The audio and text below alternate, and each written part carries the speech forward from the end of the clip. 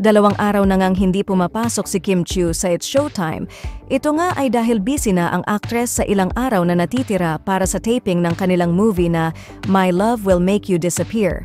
Noong isang araw nga ay busog na busog ang mga Kim Pao fans sa behind-the-scenes sweetness ng Kim Pao sa photoshoot ng official poster ng My Love Will Make You Disappear.